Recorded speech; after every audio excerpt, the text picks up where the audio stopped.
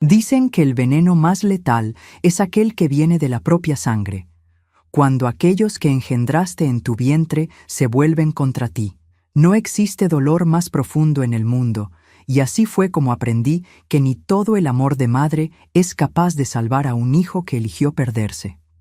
Buenas tardes, mis queridos. Aquí está la abuelita Cleotilde con mis 72 años a cuestas, hablando desde Guadalajara, en el estado de Jalisco.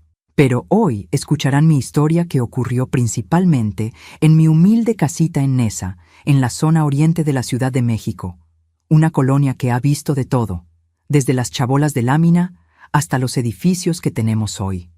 El ruido de las fiestas con banda los domingos siempre fue la banda sonora de nuestra comunidad, junto con los gritos de los vendedores ambulantes y el ajetreo del día a día. Antes de comenzar mi historia, quiero agradecer a todos ustedes que me están acompañando en este canal.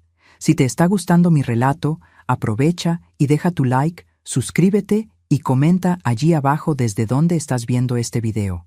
Puede ser desde tu colonia, tu ciudad, hasta desde otro país. Si hay mexicanos por ahí afuera, la abuelita se pone muy contenta al saber que hay gente de todos lados escuchando mis historias.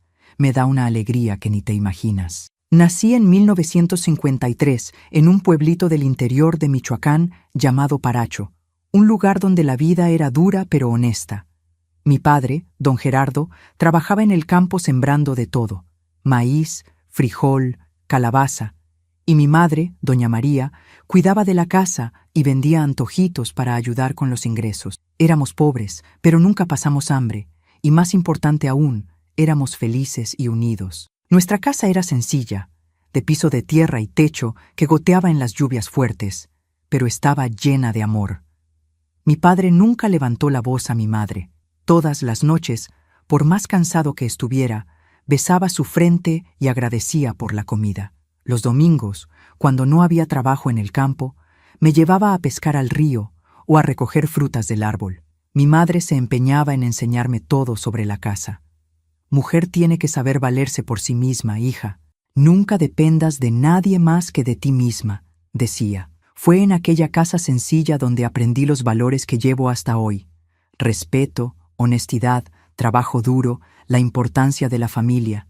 Crecí soñando con construir el mismo tipo de hogar para mis hijos, con el mismo amor que recibí de mis padres. La vida era difícil pero tranquila, hasta mis 16 años, cuando una sequía terrible acabó con la siembra de mi padre y nos obligó a probar suerte en la Ciudad de México.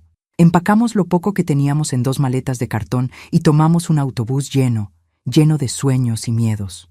Fue un viaje largo, incómodo, pero cada kilómetro alejándonos de la tierra seca era un kilómetro más cerca de la esperanza. Llegamos a la Ciudad de México en 1969, en pleno auge de la construcción de la ciudad. Gente de todos los rincones de México llegando, edificios creciendo por todos lados, ruido, contaminación, un mundo completamente diferente de mi interior silencioso. Nos establecimos en la periferia, en una casa pequeña que compartíamos con otra familia de migrantes.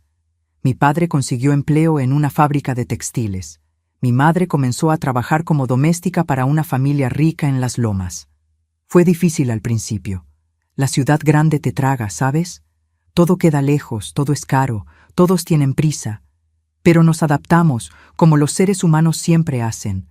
Comencé a estudiar en una escuela pública cerca de casa y a trabajar medio tiempo en una panadería. Quería ayudar con los gastos y principalmente juntar dinero para cumplir el sueño de mi madre: comprar una máquina de coser para que pudiera trabajar en casa sin tener que tomar 3 camiones para llegar a la casa de su patrona. Fue en esa panadería donde conocí a Armando. Era repartidor, llevaba pan a las tiendas y misceláneas de la zona.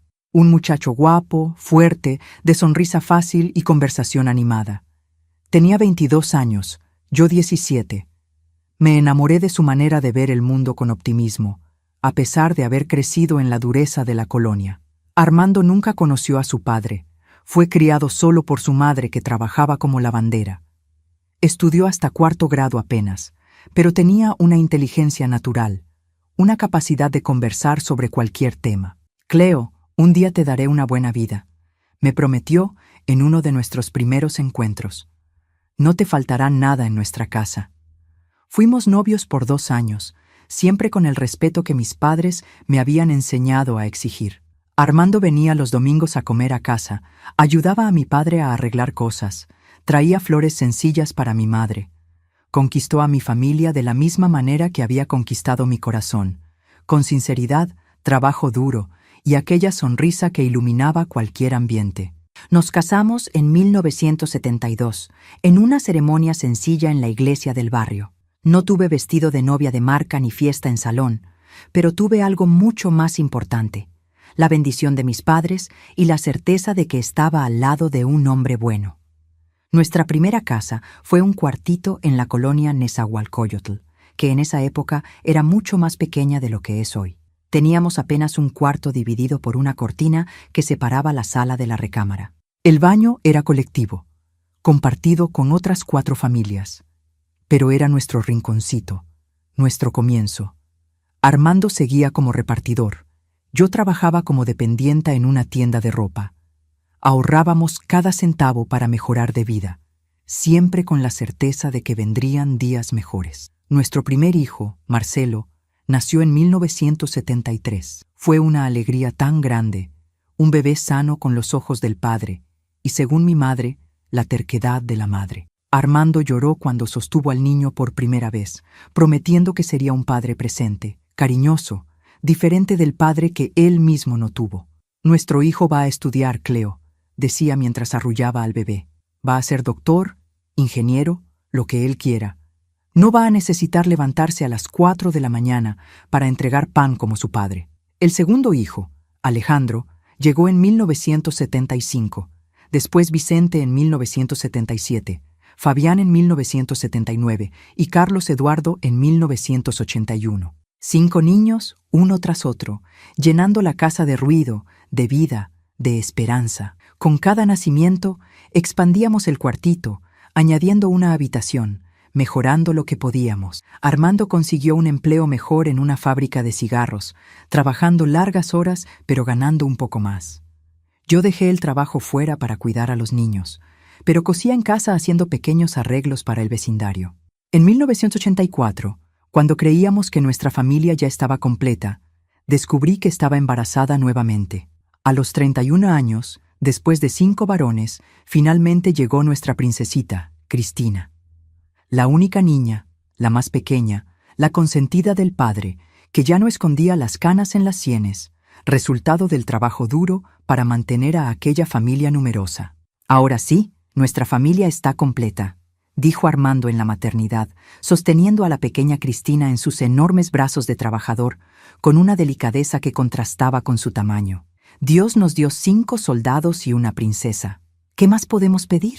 Los años fueron pasando y la vida seguía su curso normal, con las dificultades y alegrías de cualquier familia pobre de la periferia. Los niños crecían fuertes, listos, siempre juntos como una verdadera hermandad. Armando trabajaba cada vez más, aceptando horas extras, chambitas los fines de semana, cualquier cosa para dar a los hijos lo que él no tuvo. Uniformes escolares nuevos, material completo, a veces hasta un juguete en fechas especiales. Mis padres, ya ancianos, seguían siendo nuestra base de valores. Venían a comer con nosotros todos los domingos, trayendo dulces caseros para los nietos e historias del pueblo para amenizar las tardes. Fue con ellos que aprendí a criar a mis hijos con amor, pero también con límites claros. Hijo criado sin reglas se vuelve problema, Cleo, decía siempre mi padre. El amor no es solo abrazo y beso, es también enseñar lo correcto y lo incorrecto. Seguimos ese consejo al pie de la letra. Nuestros niños crecieron sabiendo que tenían que ayudar en casa, estudiar, respetar a los mayores.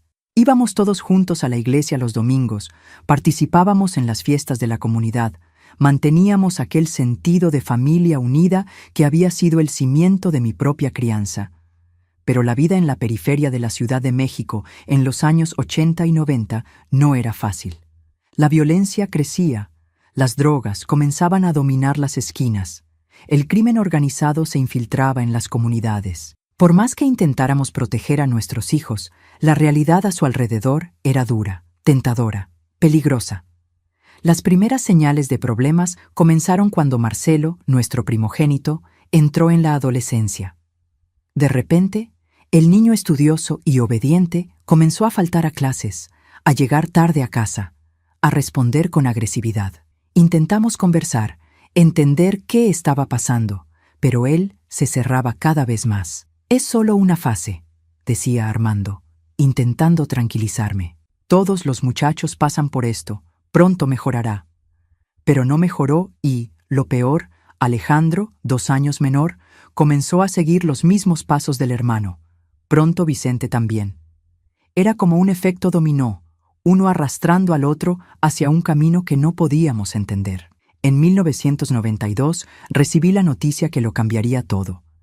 Mi padre falleció de un ataque cardíaco fulminante. Estaba trabajando en la pequeña huerta que mantenía en el patio de la casa cuando simplemente cayó, sin tiempo para auxilio. Mi madre, destruida por la pérdida del compañero de casi 50 años, no resistió la tristeza. Menos de 3 meses después partió también, dejando un vacío inmenso en mi vida. La muerte de mis padres fue un parteaguas. Además del dolor de la pérdida, era como si hubiera perdido también mi brújula moral, mi puerto seguro. Armando intentaba consolarme, ser fuerte por los dos, pero yo veía en su rostro el mismo miedo que sentía. Estábamos perdiendo a nuestros hijos, y no sabíamos cómo traerlos de vuelta.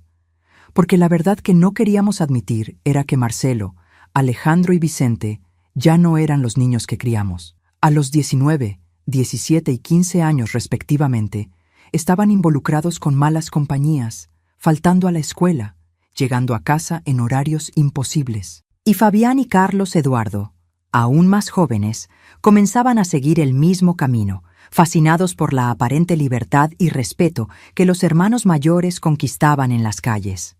«Armando, necesitamos hacer algo», imploré una noche después de que Marcelo llegara a casa a las 3 de la mañana oliendo a alcohol. «Estamos perdiendo a nuestros muchachos», mi marido suspiró, frotándose el rostro cansado después de otro día de 18 horas de trabajo. «¿Qué quieres que haga, Cleo? Me estoy partiendo el lomo en esa fábrica para darles lo que necesitan. No puedo estar en casa todo el tiempo para vigilarlos». «No se trata de vigilar, se trata de salvar. Tengo miedo de lo que pueda pasarles siguiendo ese camino». Armando intentó, de verdad que intentó. Conversaciones serias, castigos, hasta unas chancletadas a los más jóvenes cuando la situación lo requería. Pero era demasiado tarde. Nuestros 3 hijos mayores ya estaban completamente involucrados con el crimen local.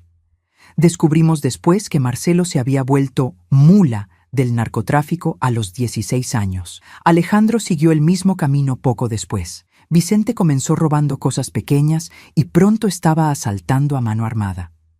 El dinero fácil comenzó a entrar en casa. De repente aparecían con tenis de marca, ropa cara, a veces hasta traían electrodomésticos nuevos. «Lo gané en una apuesta, mamá. Fue promoción en la tienda, papá. Un amigo me lo regaló porque ya no lo quería». Mentiras que contaban y que, en el fondo de la desesperación, a veces fingíamos creer. Fabián y Carlos Eduardo, viendo a los hermanos mayores con dinero, respeto en las calles y aparente libertad, fueron arrastrados al mismo abismo. A los 13 y 11 años ya estaban faltando a la escuela para quedarse en las esquinas con los amigos de los hermanos, aprendiendo lo que no debían. Solo Cristina, nuestra pequeña, parecía inmune a aquella influencia. Tal vez por ser niña, tal vez por ver el sufrimiento estampado en mis ojos, ante cada nueva decepción con los muchachos, se mantenía estudiosa, obediente, soñadora.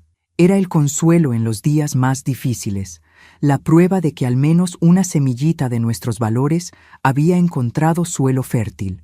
En 1995, la tragedia que tanto temía comenzó a desarrollarse. Marcelo, con 22 años, fue arrestado por narcotráfico. Pasó 2 años en la cárcel, donde, en vez de regenerarse, solo aprendió más sobre el crimen, hizo contactos peores, volvió aún más endurecido.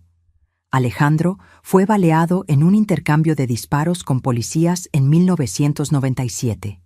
Sobrevivió, pero quedó con una pierna coja, un recordatorio constante de las elecciones equivocadas. Vicente desapareció por meses en 1998. Después supimos que había huido a Sinaloa después de un asalto que salió mal, donde un guardia fue asesinado. «Es un castigo», Le lloré a Armando una noche después de recibir otra mala noticia. ¿Hicimos algo mal en la crianza? ¿Dónde nos equivocamos? No es un castigo, Cleo, es la vida. Les dimos amor, les dimos educación, les dimos ejemplo. Pero llega un momento en que cada uno elige su camino. No podemos cargar con esa culpa, pero yo la cargaba. ¿Cómo no cargarla? Eran mis hijos, mi sangre, mi responsabilidad. Cada elección equivocada de ellos era como una puñalada en mi corazón de madre. Y lo peor estaba por venir, aunque todavía no lo supiera. En 1999, cuando pensábamos que nada podría empeorar, el destino nos mostró que siempre hay un abismo más profundo. Fabián y Carlos Eduardo, ya completamente involucrados en el crimen, comenzaron a usar drogas pesadas. Ya no era solo marihuana o alcohol, era cocaína, cristal, cosas que transformaban a mis muchachos en verdaderos extraños dentro de casa. Hubo días en que encontraba a Carlos Eduardo, mi menor entre los varones, ahora con 18 años, temblando en un rincón de la casa, sudando frío, implorando por dinero para comprar más de aquel veneno que lo consumía por dentro. Fabián, a los 20, ya había perdido casi todos los dientes delanteros, resultado del uso continuo del cristal.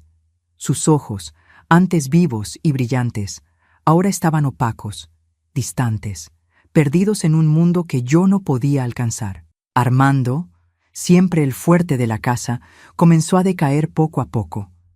El trabajo extenuante, las preocupaciones constantes, el dolor de ver a los hijos destruyéndose, todo eso fue minando su salud, su espíritu.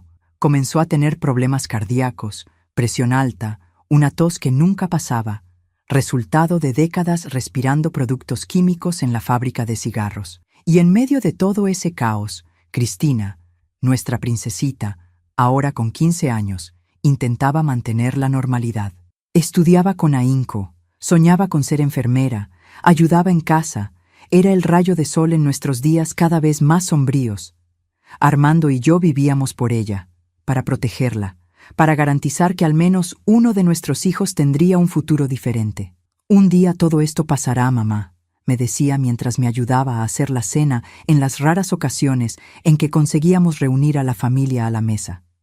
Los muchachos entenderán que ese camino no lleva a nada bueno. Tengo fe. Su fe me mantenía en pie.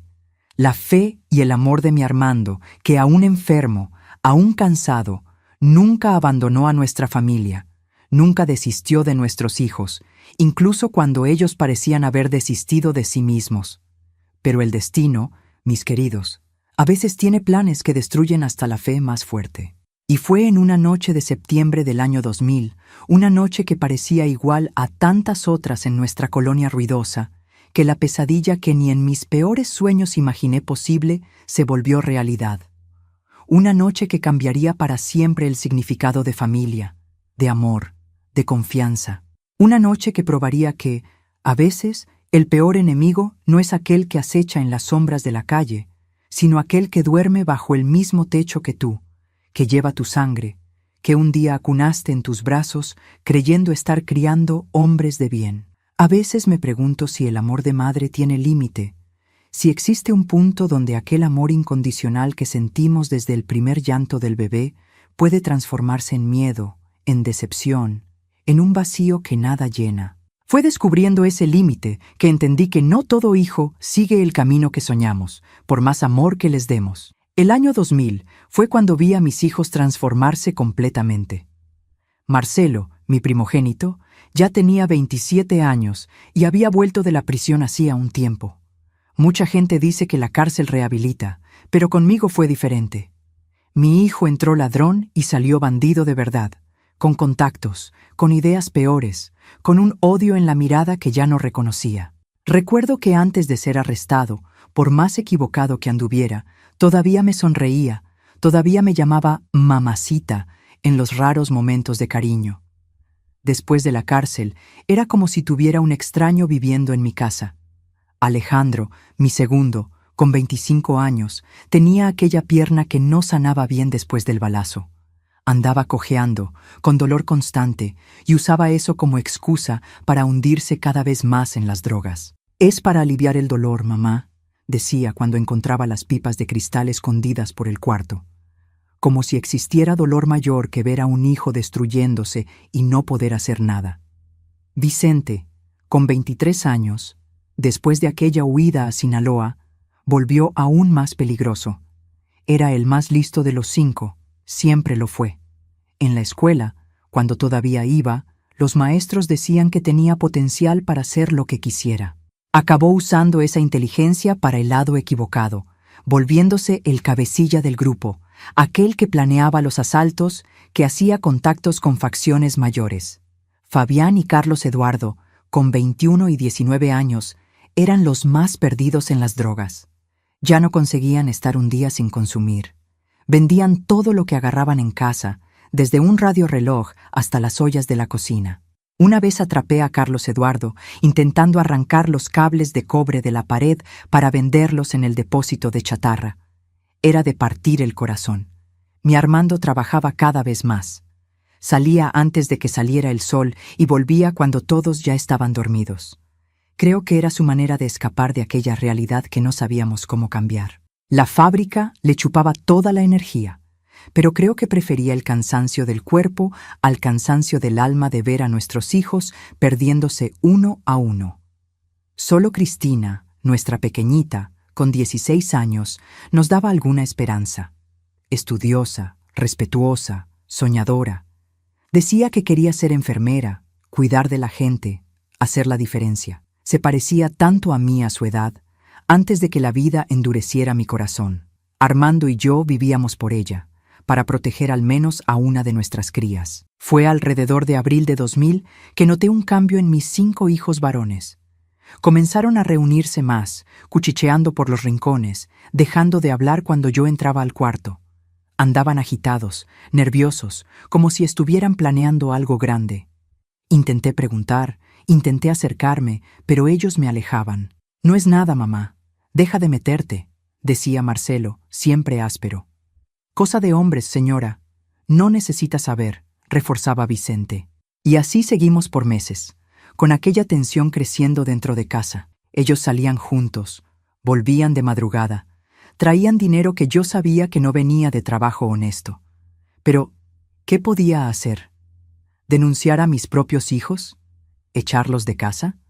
Para una madre, esas elecciones son como decidir qué brazo cortarse. En julio de aquel año, descubrimos que los 5 se habían unido a un cártel que dominaba parte de nuestra colonia. Ya no eran pequeños ladrones o narcomenudistas de esquina. Ahora estaban involucrados con cosa grande, gente peligrosa, crímenes que ni podía imaginar. Un vecino, don Antonio, que siempre fue como un tío para mis muchachos, me buscó preocupado. «Doña Cleo, sus hijos están metidos con la gente del Botas. Es gente que no juega. O la señora los saca de ese camino o va a llorar en cajón cerrado». Lloré toda la noche después de esa advertencia. Armando intentó hablar con ellos, uno por uno, después todos juntos. Fue inútil. Ellos se reían de nuestra preocupación, decían que estaban subiendo en la vida, que pronto íbamos a ver. Solo que, ¿qué tipo de subida era esa que solo llevaba más hondo al pozo? Agosto llegó con un calor sofocante y noticias cada vez peores. Hubo una masacre en la colonia vecina, 5 jóvenes ejecutados. Los rumores corrieron que había dedo de nuestros muchachos en aquello. Nunca lo confirmé. Nunca quise saber. Hay verdades que una madre prefiere no conocer. La casa que antes estaba llena de vida, de risas, de sueños, ahora parecía un campo minado. Cristina y yo andábamos de puntillas, con miedo de decir algo equivocado, de provocar explosiones.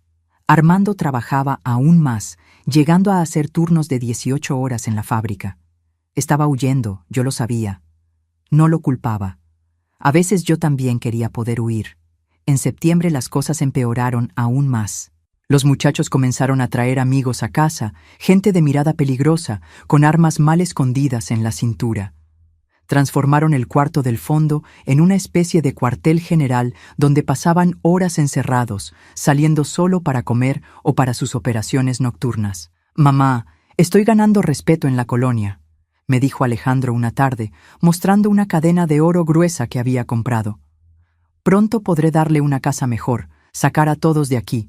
¿Cómo explicarle que nunca quise casa mejor comprada con sangre? Que prefería 1000 veces nuestro cuartito humilde pero honesto, que un palacio construido sobre la desgracia ajena. La tensión aumentaba cada día. Los muchachos bebían cada vez más, usaban drogas abiertamente en casa, no respetaban nada ni a nadie. Cristina comenzó a dormir en mi cuarto, con miedo de quedarse sola cuando aquel grupo llegaba. Armando y yo discutíamos cada vez más, sin saber qué hacer, cómo actuar, cómo salvar lo que quedaba de nuestra familia. «Necesitamos salir de aquí», decía él, «tomar a Cristina y comenzar de nuevo en otro lugar». «¿Y abandonar a nuestros hijos?», respondía yo, todavía presa de aquella esperanza tonta de madre. «Todavía pueden cambiar, Armando. Tengo fe, fe». Esa palabrita de 3 letras que tanto significaba para mí. Era lo que me hacía levantarme cada mañana, lo que me daba fuerzas para continuar, para creer que un día mis hijos volverían a ser los muchachos que crié. Iba a la iglesia todos los domingos, encendía velas, hacía promesas, rezaba hasta perder la voz. Pero parecía que Dios había dado la espalda a nuestra familia, o tal vez fuera apenas el precio que pagábamos por las elecciones que cada uno hace en la vida. Recuerdo como si fuera hoy la noche en que todo cambió para siempre. Era un viernes, 22 de septiembre de 2000. Armando había salido para el turno de la noche en la fábrica, como hacía 3 veces por semana. Cristina estaba en casa de una amiga haciendo el trabajo de la escuela. Gracias a Dios, porque así fue salvada de lo que ocurrió después. Estaba sola en casa, lavando los platos de la cena, cuando oí el portón golpear con fuerza. Por los pasos pesados y las risas altas, reconocí a mis 5 hijos volviendo. Estaban más borrachos de lo normal, hablando alto, maldiciendo. Podía oír el sonido de botellas chocando, el olor fuerte de tequila y marihuana invadiendo la casa. «¿Dónde está el viejo?», gritó Marcelo entrando en la cocina tambaleándose. Sus ojos estaban rojos, la pupila dilatada. No era solo alcohol, yo lo sabía bien. «Está trabajando como siempre», respondí, continuando lavando los platos, evitando mirarlo directamente. Aprendí que era mejor no encararlos cuando estaban así. «¿Y la princesita?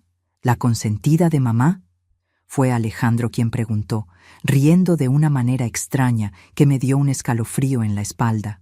«En casa de su amiga, haciendo el trabajo de la escuela. Debe volver pronto», mentí, queriendo proteger a Cristina, mantenerla alejada de aquel ambiente pesado. Los 5 entraron en la cocina, rodeándome de una manera que nunca habían hecho antes. Sentí miedo, un miedo diferente de todo lo que ya había sentido. No era miedo de lo que harían con otras personas, era miedo de lo que podrían hacerme a mí, a su propia madre. «¿No se cansa, mamá?», preguntó Vicente, tomando un cuchillo del fregadero y jugando con él entre los dedos. «¿No se cansa de fingir que somos una familia normal? ¿Que papá es un trabajador honesto y usted una ama de casa dedicada?» «Todo mentira. No sé de qué estás hablando, hijo», respondí, intentando mantener la calma, sintiendo el corazón acelerarse. «Somos una familia, sí. Tal vez no perfecta, pero familia». «¿Qué familia?», interrumpió Fabián riendo alto. «¿Aquella que el señor Armando metió en su cabeza? ¿La casita con cerca blanca? ¿Los hijos estudiosos? ¿Todo bonito? Despierte, mamá. Mire dónde vivimos, mire en qué nos convertimos. La culpa es suya», acusó Carlos Eduardo, el más joven de los 5, pero que en aquel momento parecía el más agresivo. «Suya y de aquel viejo que solo sabe trabajar y quejarse. No nos dieron nada, nada. Tuvimos que buscar nuestro propio camino». Me quedé impactada con aquellas palabras. ¿Cómo así la culpa era nuestra? ¿De Armando, que trabajaba 18 horas al día para mantener aquella casa? ¿De mí, que me desdoblaba para criar 6 hijos con dignidad dentro de lo posible? ¿Que había renunciado a mis propios sueños para ser madre a tiempo completo? «Ustedes tuvieron todo lo que podíamos dar», dije, con la voz temblando de indignación. «Techo, comida, escuela, amor. Si eligieron este camino, fue por elección propia, no por nuestra causa». Fue cuando Marcelo, el mayor, dio un golpe en la mesa que hizo saltar los platos. «Cállate. No aguanto más oír ese cuento de amor, de familia, de elecciones. La vida es dura, mamá. No hay espacio para sueños idiotas». En aquel momento, por primera vez, no reconocí a mi hijo. Ya no era el bebé que amamanté, el niño que enseñé a caminar, el adolescente que, a pesar de los problemas, todavía mostraba destellos del buen corazón que tenía. Era un extraño con odio en la mirada, con desprecio en la voz, con una violencia contenida que parecía a punto de explotar. Lo que ocurrió en las horas siguientes es algo que intento todos los días borrar de mi memoria. Algo tan terrible, tan doloroso, tan inimaginable, que a veces me pregunto si realmente sucedió o si fue solo una pesadilla horrible de la que nunca conseguí despertar. Ellos estaban completamente fuera de sí. Ya no eran mis hijos.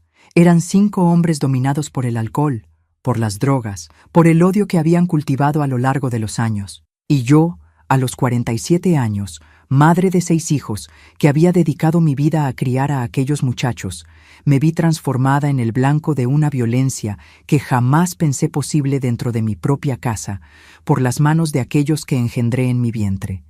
Intenté gritar, intenté huir, intenté hacerlos parar, recordarles quiénes eran, quién era yo, pero era como hablar con paredes, paredes que se cerraban a mi alrededor, sofocándome, destruyéndome de formas que ninguna madre debería jamás experimentar. Cuando finalmente terminaron, salieron de casa riendo como si nada hubiera pasado, como si no acabaran de cometer el peor de los crímenes. Me quedé tirada en el suelo de la cocina, entre trozos de platos rotos y pedazos de mi dignidad hecha añicos, sin poder creer lo que había sucedido.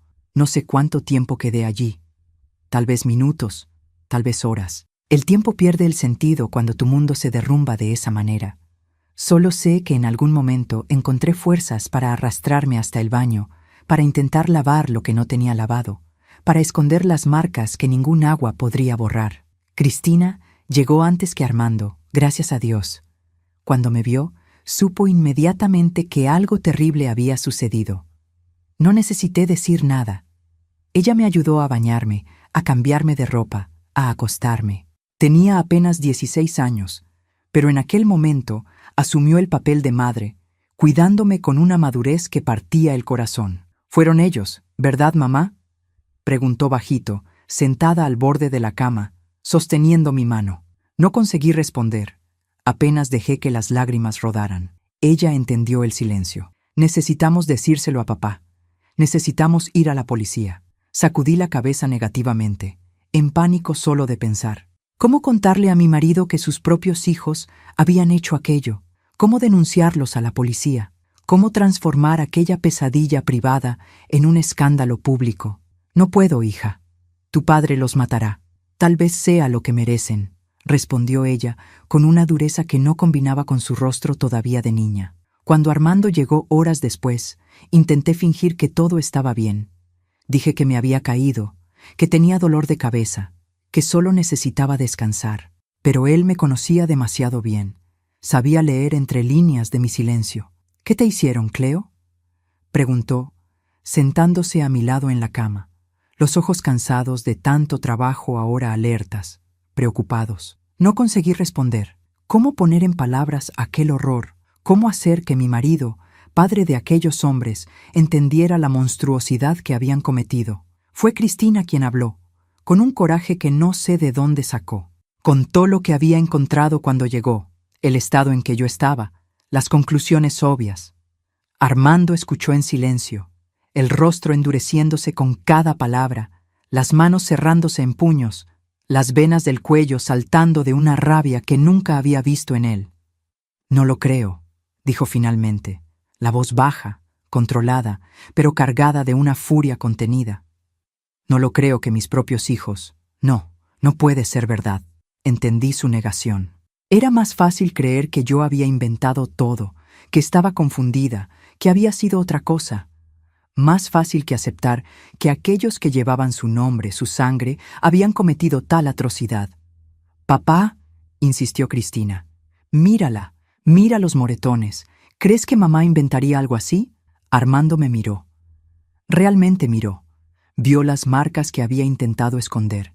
Vio el terror en mis ojos. Vio la verdad que ni yo quería encarar. Y algo dentro de él se quebró. Lo vi ocurrir.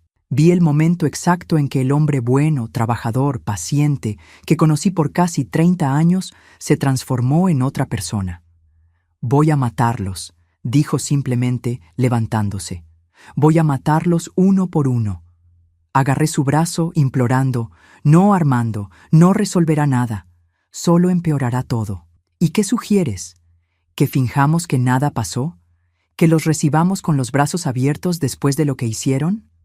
No soy ese tipo de hombre, Cleo. Hay cosas que no se perdonan. Aquella noche no dormimos. Armando se quedó sentado en la sala con un machete que usaba para limpiar el patio en las manos, esperando. Pero los muchachos no volvieron. Tal vez supieran lo que habían hecho. Tal vez tuvieran miedo de la reacción del padre cuando lo descubriera. Tal vez simplemente estuvieran continuando la fiesta en otro lugar. Solo sé que no los vimos por días. Fue en ese intervalo que Armando tomó una decisión que cambiaría para siempre el rumbo de nuestra historia. Una decisión que, incluso después de tantos años, todavía me pregunto si fue la correcta, si había alternativa, si podríamos haber resuelto de otra manera. Pero como dice aquel dicho antiguo, cuando la sangre se vuelve veneno, no hay antídoto que pueda salvar. Y nuestra sangre, aquella que corría en las venas de nuestros 5 hijos varones, se había transformado en el peor veneno de todos, aquel que destruye no solo el cuerpo, sino también el alma, la familia, la confianza, el amor. Un veneno para el cual no estábamos preparados y que casi nos mató a todos. Hay momentos en la vida de una madre que parece que el mundo dejó de girar, que el tiempo se congeló en un momento tan terrible que darías todo por volver atrás, por haber hecho diferente, por haber percibido las señales antes. Pero el reloj no retrocede y tenemos que seguir cargando heridas que ni el tiempo consigue curar completamente. Durante los 3 días que siguieron a aquella noche horrible, me quedé entre la cama y el sofá, incapaz de hacer las cosas más simples. El cuerpo dolía, pero el alma sangraba aún más. Cristina, mi niña de apenas 16 años, asumió el papel de ama de casa, cuidándome, haciendo comida, intentando mantener alguna normalidad en aquel escenario de pesadilla. Armando parecía un volcán a punto de explotar. No dormía, casi no comía. Se quedaba andando de un lado a otro con aquel machete en la mano, los ojos fijos en la puerta, esperando que los hijos volvieran. Nunca había visto a mi marido de aquella manera en casi 30 años de matrimonio. Siempre fue un hombre calmado, paciente, que resolvía todo conversando. Pero ahora era como si fuera otra persona. «Vamos a denunciarlos a la policía», insistía Cristina, sentada en la punta del sofá donde yo estaba acostada. «Lo que hicieron es un crimen, mamá. No puede quedar así». Sacudí la cabeza, incapaz de imaginar denunciando a mis propios hijos. ¿Cómo hace eso una madre? ¿Cómo mira a los ojos de un policía y dice que sus propios hijos, que llevó en el vientre, que amamantó, que enseñó a caminar y a hablar, cometieron semejante atrocidad? «Tu hija tiene razón», dijo Armando, parando su caminata nerviosa por la sala. «No podemos dejar esto así. Pero no será la policía. No confío en ellos. La policía aquí en la colonia sirve a quien paga más, y nuestros hijos están involucrados con gente que tiene dinero sucio para comprar hasta al comandante». «Entonces, ¿qué vamos a hacer?», pregunté, sintiendo una desesperación tan grande que era como si me estuviera ahogando. «Voy a resolverlo a mi manera», fue todo lo que dijo antes de salir de casa aquella mañana del tercer día. Cristina y yo nos quedamos solas.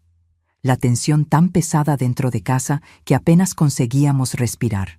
Era finales de septiembre de 2000, pero el calor parecía de pleno verano, sofocante, asfixiante. O tal vez fuera apenas el peso de los acontecimientos recientes que volvía el aire irrespirable. «Papá van a hacer una tontería», murmuró Cristina, mirando por la ventana, acompañando a Armando hasta que desapareció en la curva de la calle. Quería decir que no, que su padre era un hombre sensato, que jamás haría algo impensado. Pero no conseguí, porque en el fondo también temía lo que Armando podría hacer en aquel estado. Él volvió casi a la hora de la cena, con un semblante diferente. La rabia continuaba allí, pero ahora había algo más. Una determinación fría, calculada, que me asustó aún más que la furia de los días anteriores. «Preparen las cosas», anunció en cuanto entró. Solo lo esencial. Vamos a salir de aquí esta noche. ¿Salir para dónde?, pregunté confundida. Lejos, al interior, ya arreglé todo. Un amigo de la fábrica tiene una casa en Cuernavaca que no usa. Podemos quedarnos allí hasta encontrar otro lugar. ¿Y los muchachos?, pregunté, todavía presa de aquel instinto materno que nunca se apaga completamente, incluso después de las peores traiciones. La mirada que Armando me lanzó fue tan dura que sentí un escalofrío. ¿Qué muchachos, Cleo? No tengo más hijos varones. Ellos murieron para mí aquella noche. Sentí las lágrimas brotar. Por más terrible que hubiera sido lo que hicieron, todavía eran mis hijos. Todavía guardaba dentro de mí los recuerdos de ellos pequeños, inocentes, antes de que el mundo los transformara en aquellos monstruos. No podemos simplemente irnos, argumenté débilmente. Tenemos una vida aquí. La escuela de Cristina, tu trabajo. ¿Qué vida, Cleo? Mira en qué nos convertimos. Una familia destruida, viviendo en medio de bandidos, con miedo de los propios hijos. Eso no es vida. Y Cristina puede estudiar en cualquier lugar. Es mejor comenzar de cero que continuar en este infierno. En el fondo, sabía que él tenía razón. No había nada más para nosotros allí, solo recuerdos dolorosos, vergüenza, miedo. Pero aún así, la idea de abandonar todo, de dejar atrás a los hijos que, a pesar de todo, todavía amaba, era desgarradora. ¿Y si vienen tras nosotros?, pregunté, el miedo apretando mi pecho.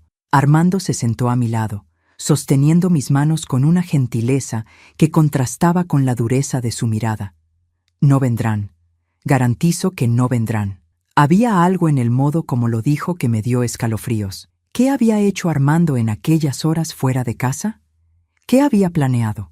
Quise preguntar, pero al mismo tiempo no quería saber.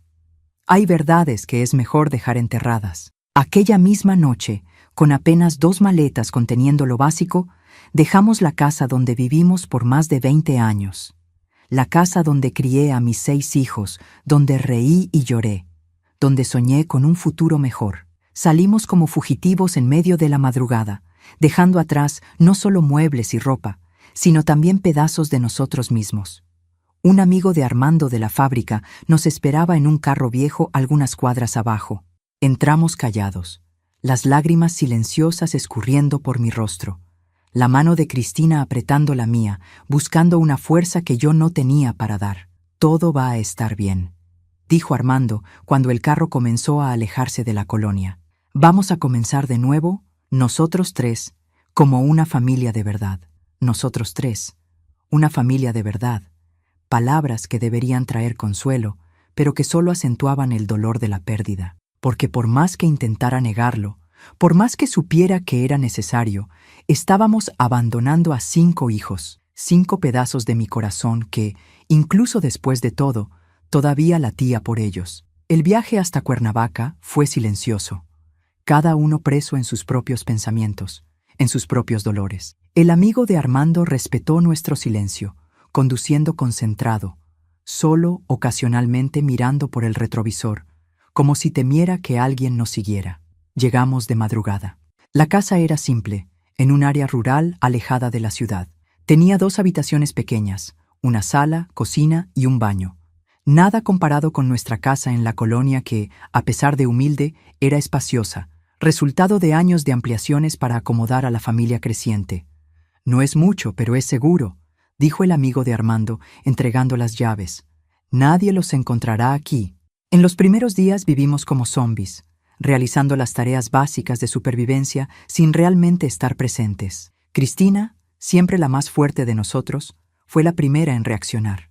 Encontró una escuela cercana, se matriculó, comenzó a hacer amistades con los vecinos. Armando consiguió trabajo en un taller mecánico en la ciudad, gracias a la recomendación del mismo amigo que nos ayudó en la huida. Yo quedé atrapada en aquel limbo entre el horror del pasado y el vacío del presente. No conseguía dormir bien, me despertaba gritando en medio de la noche, tenía miedo de salir de casa. Los médicos lo llaman estrés postraumático. Yo lo llamaba infierno particular. Armando intentaba ayudarme a su manera. Traía flores silvestres que recogía en el camino de vuelta del trabajo. Preparaba el desayuno los domingos, masajeaba mi espalda cuando los dolores eran insoportables. Pero había un abismo entre nosotros que no sabíamos cómo atravesar. Un abismo hecho de secretos no compartidos, de preguntas no hechas, de respuestas que tal vez no quisiéramos escuchar. «Necesitamos hablar sobre lo que pasó», dijo una noche, después de que Cristina ya se había ido a dormir.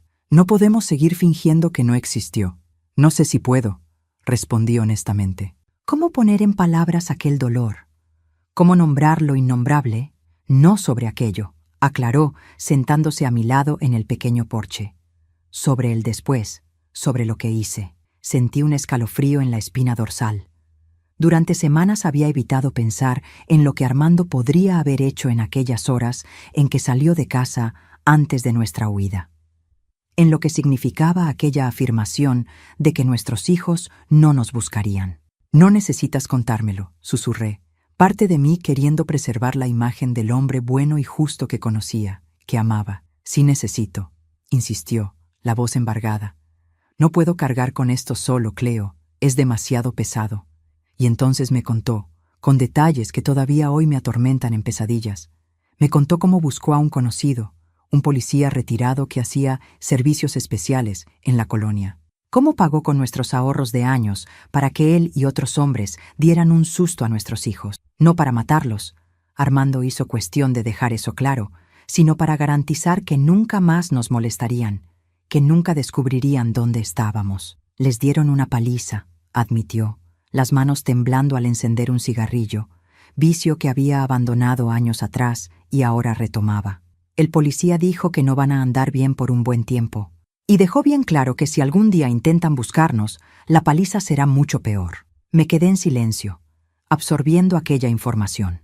Mi marido, el hombre que pasó la vida trabajando honestamente, que nos enseñó valores, que era un ejemplo para la comunidad, había contratado personas para golpear a los propios hijos. La línea entre lo correcto y lo incorrecto nunca pareció tan tenue. También hablé con el jefe de ellos, continuó Armando, evitando mi mirada. El tal Botas que comanda el cártel. Le expliqué lo que pasó. Le mostré las fotos que Cristina tomó de tus moretones cuando te ayudó a bañarte. Me quedé impactada. No sabía de esas fotos. No imaginaba que mi hija había documentado aquel momento de horror. El Botas, a pesar de todo lo que dicen de él, tiene un código. La familia es sagrada, dijo.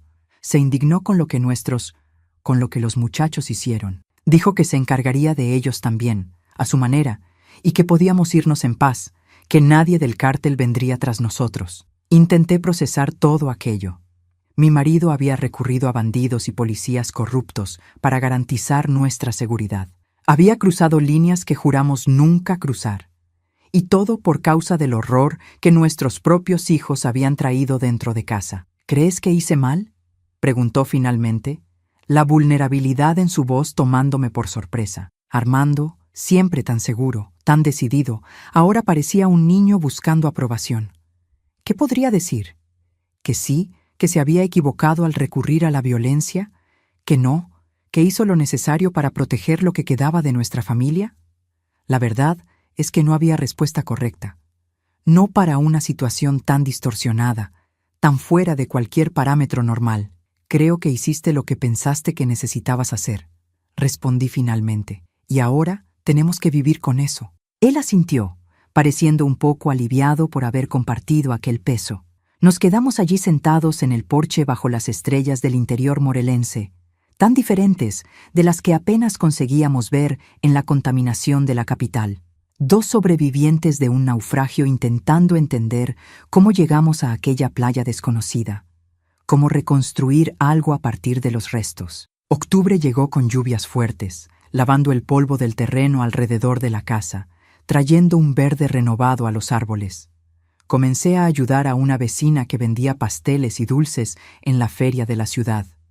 Era bueno tener algo para ocupar la mente, para sentir que todavía era útil, que todavía sabía hacer algo además de llorar por las noches perdidas. Cristina se adaptó sorprendentemente bien a la nueva escuela. Siempre estudiosa, pronto se destacó en las clases, hizo amistades, Hasta comenzó a salir con un muchacho de la clase, un chico educado, gentil, completamente diferente de los jóvenes de la colonia. Verla sonreír nuevamente era como un bálsamo para mi alma herida. Armando trabajaba duro en el taller, llegando a casa exhausto pero satisfecho. El trabajo con las manos, arreglando motores, era diferente de la rutina extenuante de la fábrica de cigarros. Decía que se sentía más vivo, más útil. Las arrugas de preocupación que marcaban su rostro comenzaron a suavizarse, los cabellos canosos parecían menos predominantes. Pero no todo eran flores. Las noches todavía eran difíciles para mí. Las pesadillas venían casi siempre, imágenes distorsionadas de aquella noche. Rostros que alternaban entre los niños pequeños e inocentes que crié y los hombres violentos en que se transformaron. Despertaba gritando, sudando, a veces tan desorientada que no reconocía dónde estaba. Necesitamos buscar un médico para ti, insistió Armando después de una noche particularmente mala en que quebré un vaso al intentar beber agua con las manos temblando incontrolablemente. Esto no es normal, Cleo. Ya hace más de un mes. ¿Y qué voy a decirle al médico? Pregunté, la voz amarga. Que mis propios hijos... No, no puedo. Fue Cristina, una vez más, quien encontró una solución. Descubrió que había una psicóloga en la ciudad, una señora mayor que atendía a precios accesibles. Marcó una consulta sin avisarme y el día simplemente me llevó sin aceptar negativas. La señora no necesita contar todo de una vez, dijo la doctora Beatriz en la primera consulta, una mujer de unos 60 años con ojos gentiles detrás de los lentes de armazón grueso. Podemos comenzar por donde se sienta cómoda, y así fue. Semana tras semana, fui desenterrando aquel dolor, poniéndolo en palabras por primera vez. Al principio hablaba apenas de la mudanza, de la sensación de desarraigo, del miedo constante. Después, poco a poco, comencé a contar sobre los hijos, sobre cómo los perdimos para el crimen, para las drogas, para la violencia. Me llevó casi 3 meses conseguir hablar sobre la noche que nos hizo huir.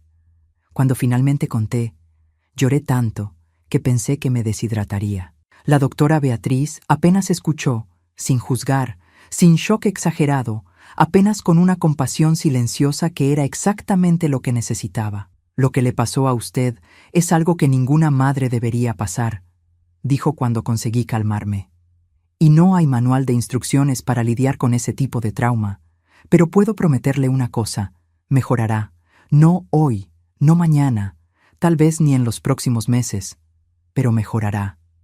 Quise creerle desesperadamente. Quise creer que un día despertaría sin aquel peso en el pecho, sin aquella sensación constante de vigilancia, sin el miedo que se había vuelto mi compañero constante. La Navidad de 2000 llegó, la primera lejos de la colonia, lejos de nuestros antiguos vecinos, lejos de los 5 hijos que ahora existían apenas en las fotos antiguas que tuve el valor de traer. Hicimos una cena simple: pollo asado, arroz, relleno, el pastel de chocolate que Cristina aprendió a hacer. Intercambiamos regalos modestos, comprados con lo poco que conseguíamos ahorrar. Fue una Navidad triste y feliz al mismo tiempo. Triste por las ausencias, por los espacios vacíos alrededor de la mesa, por los recuerdos de las Navidades pasadas cuando la casa rebosaba de gente, de ruido, de vida. Feliz por la paz que finalmente comenzábamos a encontrar, por la oportunidad de recomenzar, por el simple hecho de estar juntos y seguros. En enero de 2001, recibí la noticia que cambiaría nuevamente el curso de nuestra historia. No fue a través de carta, teléfono o recado. Fue por el periódico de la ciudad, en una pequeña nota casi escondida en las páginas policiales. Masacre en la colonia Nezahualcóyotl deja 5 muertos, todos con antecedentes criminales. Se sospecha de ajuste de cuentas entre cárteles. No había nombres, apenas edades: 27, 25, 23, 21, 19. Exactamente las edades de mis 5 hijos. Podría ser coincidencia, claro. Las masacres no eran inusuales en las colonias de Ciudad de México en aquella época. Pero algo dentro de mí, aquel instinto de madre que nunca falla, supo inmediatamente. Mostré el periódico a Armando cuando volvió del trabajo. Él leyó en silencio, el rostro una máscara impenetrable. Después dobló el periódico cuidadosamente, lo colocó sobre la mesa y se sentó, pareciendo de repente viejo y cansado. ¿Tú crees? Comencé sin conseguir terminar la frase. No lo sé, respondió honestamente. Y tal vez sea mejor no saber. No conversamos más sobre eso aquella noche, ni en las noches siguientes. Era como si hubiéramos hecho un pacto silencioso de no buscar confirmación, de no cavar más hondo en aquella herida. Si eran realmente nuestros hijos, ya nada podíamos hacer por ellos. Si no lo eran, prefería no alimentar falsas esperanzas de que estuvieran vivos en algún lugar, tal vez hasta buscándonos con intenciones que no me atrevo a imaginar. Aquella noticia, paradójicamente, trajo un extraño tipo de cierre, como si un ciclo se hubiera completado, permitiendo que otro comenzara. No hubo alivio. Nunca podría sentir alivio por la muerte de mis hijos, no importa lo que hubieran hecho, pero hubo una especie de resignación, de aceptación de que algunas historias no tienen finales felices, solo finales. En las semanas que siguieron, comencé a notar cambios en mí misma. Las pesadillas, aunque todavía presentes, venían con menos frecuencia. Conseguía salir de casa sin aquella sensación constante de estar siendo observada, perseguida. Hasta comencé a cocinar nuevamente, algo que siempre amé y que había abandonado desde la huida, incapaz de encontrar placer en las cosas simples de la vida. La terapia con la doctora Beatriz continuaba, ahora enfocada no solo en procesar el trauma, sino en reconstruir una vida más allá de él. Usted no es solo una víctima, doña Cleo, me recordaba constantemente. Es una sobreviviente, y los sobrevivientes siguen adelante, un paso a la vez. Un paso a la vez. Fue así como reconstruí mi vida en aquel pequeño rincón del interior morelense. Un día tras otro, una pequeña victoria a la vez. Aprendí a sonreír nuevamente, a sentir placer en las cosas simples, a mirar al futuro con algo más allá del miedo. Cristina se graduó de la preparatoria en diciembre de 2001, con notas ejemplares que le garantizaron un lugar en un curso técnico de enfermería en Cuernavaca. Era el comienzo de la realización de su sueño, cuidar de personas, hacer la diferencia en el mundo. La graduación fue un momento de inmensa alegría y también de reflexión sobre todo lo que habíamos pasado para llegar hasta allí. Armando, siempre trabajador, consiguió juntar dinero suficiente para comprar un terreno pequeño en los alrededores de Cuernavaca. Comenzó a construir nuestra casa poco a poco, en los fines de semana, con la ayuda de amigos del taller. Era un hombre de pocas palabras, siempre lo fue. Pero en aquellos ladrillos que levantaba uno a uno, estaba escribiendo un nuevo capítulo de nuestra historia. Y yo, bueno, encontré mi camino poco a poco. Comencé vendiendo pasteles y dulces que hacía en casa. Primero apenas para vecinos, después para pequeñas tiendas de la región. En 2003, con la ayuda de Armando y un pequeño préstamo, abrí una dulcería en el centro de la ciudad.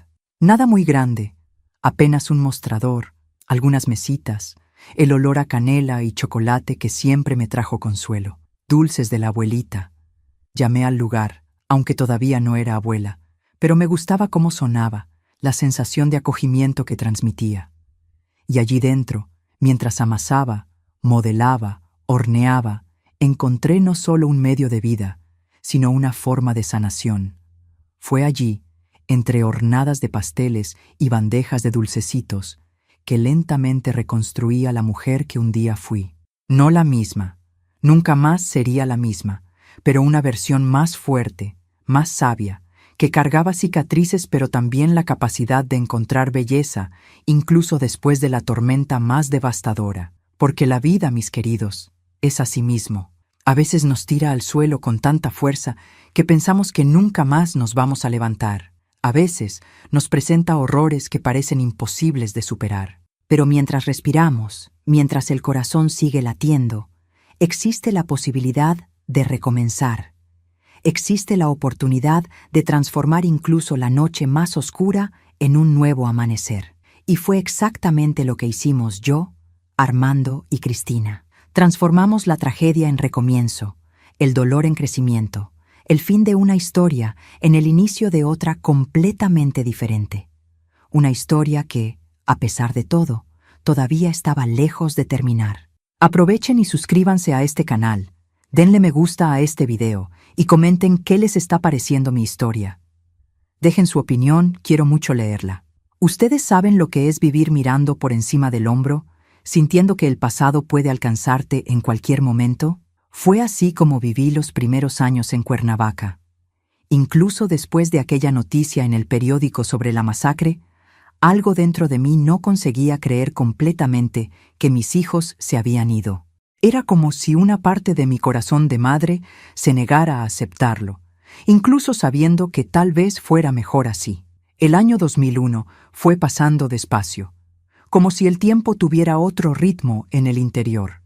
Las estaciones eran más marcadas, más sentidas, el invierno con aquel frío cortante que entraba por los resquicios de nuestra casita simple.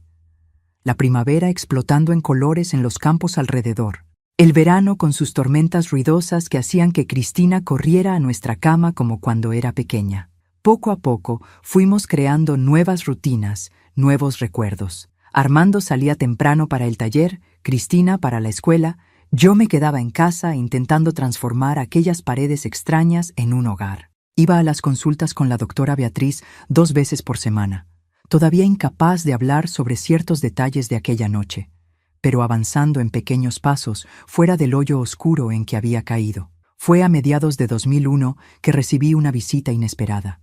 Estaba sola en casa, preparando la comida, cuando oí golpes en la puerta. El corazón se me aceleró inmediatamente, un reflejo del miedo que todavía me dominaba. ¿Quién podría ser? Poquísimas personas sabían dónde vivíamos. ¿Quién es?, pregunté sin abrir. Doña Cleo, soy yo, don Antonio, vecino de usted allá en Nesa. Sentí que la sangre se me helaba. Don Antonio, aquel mismo que me había advertido sobre la implicación de los muchachos con el Botas. ¿Cómo nos había encontrado? ¿Por qué sería?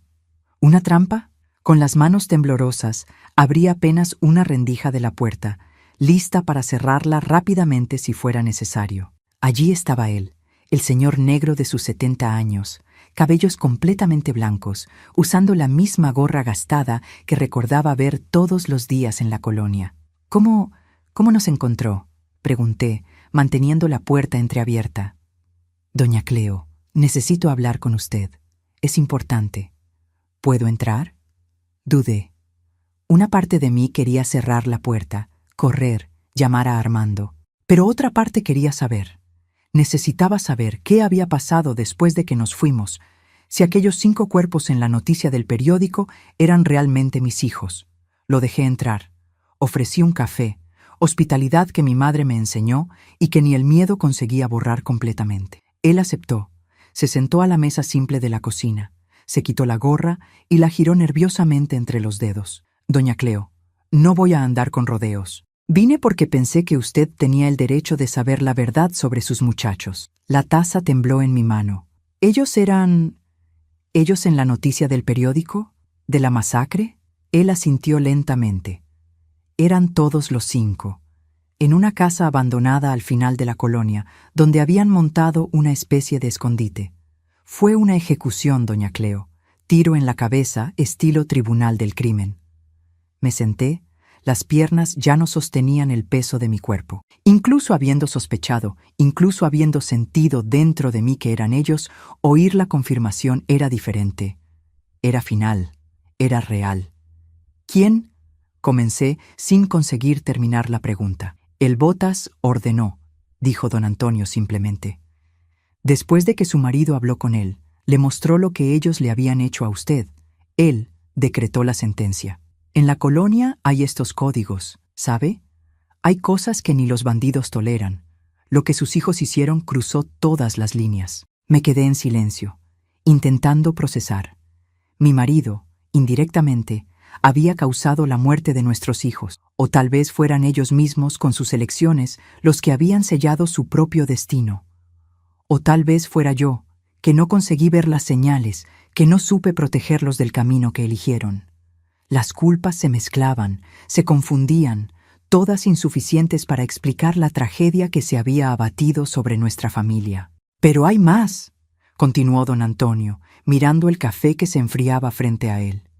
Antes del final, sus muchachos confesaron otra cosa, sobre su hija, Cristina. Mi corazón se detuvo. ¿Qué? ¿Qué hay con Cristina? Él respiró hondo, claramente incómodo. Doña Cleo, ellos confesaron que también la habían lastimado a ella, algunas veces. Cuando ni usted ni don Armando estaban en casa, el mundo pareció derrumbarse a mi alrededor. No, eso no. Mi niña, mi princesita, el único rayo de luz que me había quedado. Ellos no podían haberle hecho eso a ella también. Era demasiado monstruoso, demasiado doloroso para asimilar. No puede ser, susurré, agarrando el borde de la mesa con tanta fuerza que los nudillos se me pusieron blancos. Ella me lo habría contado. Yo habría notado algo. Las víctimas no siempre cuentan, doña Cleo, por vergüenza, por miedo, por no querer lastimar a quienes aman, especialmente cuando son de la misma familia. Don Antonio hablaba con una sabiduría triste, como si conociera aquella historia por experiencia propia. Pensé que necesitaba saber para poder ayudar a la niña. Después de que don Antonio se fue, negándose a aceptar dinero para el pasaje de vuelta, diciendo apenas que nos debía eso, me quedé horas sentada en aquella cocina, sus palabras resonando en mi mente. Cristina, mi pequeña, cargando un secreto tan terrible, tan doloroso, sola, protegiéndome, cuando debería ser yo quien la protegiera a ella. Cuando ella llegó de la escuela, la observé con nuevos ojos. La forma en que se sobresaltaba con ruidos repentinos, cómo evitaba ciertos temas, cómo tenía pesadillas frecuentes que atribuíamos solo al trauma de haberme encontrado aquella noche. Todo cobraba un sentido terrible ahora. ¿Pasó algo, mamá?, preguntó ella, notando mi mirada fija. Está tan pálida. Necesitamos hablar, hija, dije suavemente, indicando la silla frente a mí. Sobre tus hermanos. Ella se congeló, el rostro perdiendo el color. ¿Qué hay con ellos? Recibí una visita hoy, de don Antonio, de allá de la colonia. Vi el pánico en sus ojos, la respiración acelerándose. ¿Y qué quería? Confirmar que fueron realmente tus hermanos los que murieron en aquella masacre, y contar otras cosas, cosas que ellos confesaron antes de morir. Cristina dejó caer la mochila que todavía sostenía. Una única lágrima corrió por su rostro joven, y en aquella lágrima vi la confirmación que mi corazón de madre no quería aceptar. «Ay, hija», murmuré, levantándome para abrazarla. «¿Por qué no me lo contaste? ¿Por qué cargaste con esto sola?» Ella se derrumbó en mis brazos entonces, como una represa que finalmente se rompe después de contener demasiada presión por demasiado tiempo. Entre sollozos me contó todo. Las amenazas, el miedo, la vergüenza, la culpa por no haber hecho nada para protegerme aquella última noche. Pensé que la culpa era mía, dijo, la voz ahogada contra mi hombro. Que yo había hecho algo para provocarlos, que si lo contaba, tú y papá me odiarían. O peor, no me creerían.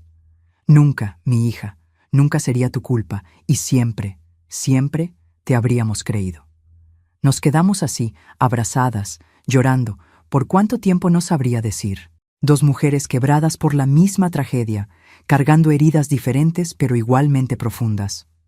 Cuando Armando llegó y encontró la escena, no necesitó muchas explicaciones. De alguna forma él ya lo sabía, o tal vez solo lo sospechaba, pero nunca había tenido el valor de confrontar la posibilidad. «Vamos a buscar otra psicóloga para ti», le dijo a Cristina aquella noche, cuando ella finalmente consiguió calmarse. «Alguien especializado en este tipo de trauma». Ella asintió, pareciendo simultáneamente aliviada por no tener que cargar más con el secreto y asustada ante la perspectiva de hablar sobre él con un extraño. En los días que siguieron, Armando se quedó callado, más cerrado de lo normal. No habló sobre la visita de don Antonio, sobre la confirmación de la muerte de los hijos, sobre lo que le habían hecho a Cristina. Era como si hubiera construido un muro alrededor de aquel dolor, aislándolo en algún lugar dentro de sí donde no pudiera contaminarlo. Una semana después, finalmente habló, rompiendo el silencio durante la cena. «Vamos a mudarnos de nuevo». Lo miré sorprendida. «¿Cómo así? ¿Para dónde?» «Para más lejos. Otro estado, tal vez. San Luis Potosí tiene muchos recuerdos, muchos fantasmas. Necesitamos un recomienzo de verdad». Una parte de mí quería protestar. Acabábamos de establecernos. Cristina estaba en la escuela. Yo comenzaba a sentirme menos perdida. Pero otra parte entendía perfectamente. Cada esquina de Cuernavaca ahora parecía embrujada por lo que habíamos descubierto, por las revelaciones de don Antonio, por la sombra de aquellos 5 hijos que se habían transformado en monstruos. ¿Para dónde?, pregunté simplemente. Pensé en Jalisco, Guadalajara, tal vez. Tengo un primo allá. Trabaja en una metalúrgica. Dijo que puedo conseguir empleo fácilmente. Cristina, que hasta entonces escuchaba en silencio, habló por primera vez. ¿Puedo terminar el semestre aquí? Estoy casi concluyendo algunos cursos importantes. Armando asintió. Claro, hija. No vamos a salir corriendo como la otra vez. Vamos a planearlo, hacer las cosas bien. Fue así que en enero de 2002 cargamos nuevamente nuestras pocas posesiones y partimos para un nuevo recomienzo. Esta vez había algo diferente en el aire. No era solo la huida desesperada de la primera vez. Era una decisión meditada, un movimiento hacia algo, no solo lejos de algo. Guadalajara nos recibió con su clima templado, sus calles arboladas, su organización típica de ciudad grande pero provinciana, tan diferente de la colonia de Ciudad de México, tan diferente incluso de Cuernavaca. Un mundo nuevo donde nadie conocía nuestra historia, donde podíamos ser apenas una familia común intentando reconstruir la vida. Armando consiguió el empleo en la metalúrgica como había previsto. El salario era mejor que en el taller. Los beneficios incluían seguro médico, algo que nunca habíamos tenido antes.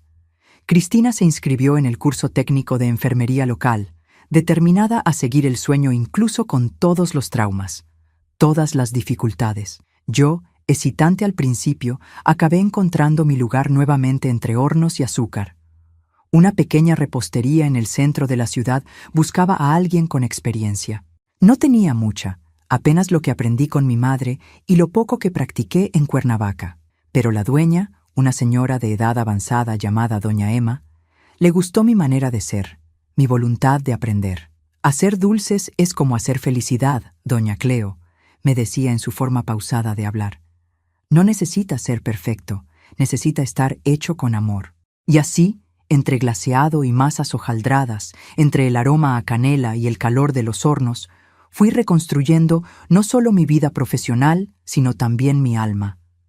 Cada dulce que salía perfecto era una pequeña victoria sobre el pasado, una prueba de que todavía era capaz de crear belleza después de tanta fealdad. Cristina comenzó a frecuentar a una psicóloga especializada en traumas como el de ella. Doctora Marina, una mujer joven, pero de ojos sabios, que parecía haber nacido para aquella profesión. Los primeros meses fueron difíciles. Cristina volvía de las sesiones emocionalmente exhausta, a veces incapaz de hablar sobre lo que había discutido. Pero poco a poco, como una flor que lentamente se abre después del invierno, vimos a nuestra niña resurgir, el brillo en los ojos volviendo, la sonrisa volviéndose más frecuente, más genuina. Ella comenzó a hacer amigos en el curso, hasta aceptó salir con un muchacho, algo que en los primeros meses en Guadalajara parecía imposible, tal era su miedo de acercarse a cualquier hombre. La doctora Marina dice que estoy teniendo buenos progresos, comentó una noche mientras cenábamos.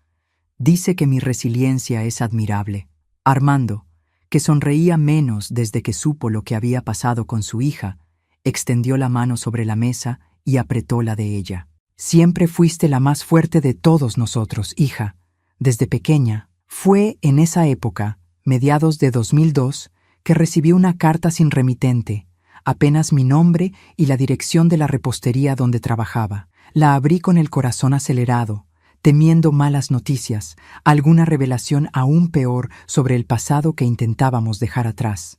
Pero no, era una carta de don Antonio, breve, escrita con la caligrafía temblorosa de quien no está acostumbrado a escribir mucho. Doña Cleo, espero que esta carta encuentre a usted y su familia bien, en paz. Escribo para informar que encontraron a los responsables de la muerte de sus muchachos. No fue solo el Botas quien ordenó.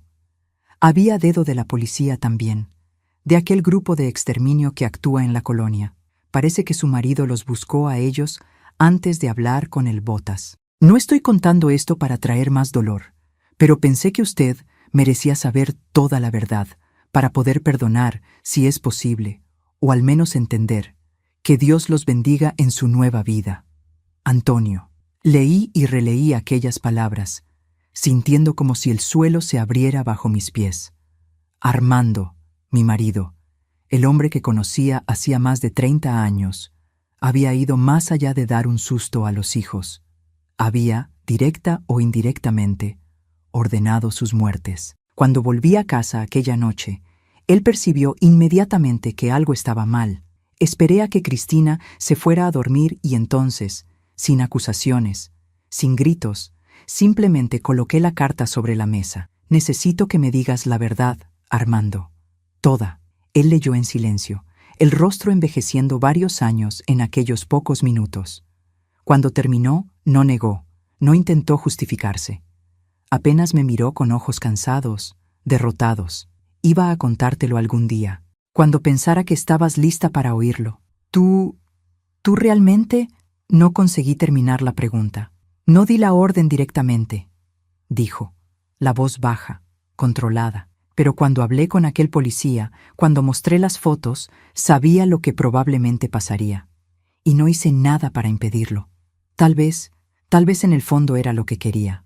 Nuestros hijos, Armando, nuestros muchachos, dejaron de ser nuestros hijos en el momento en que hicieron lo que hicieron contigo, con Cristina.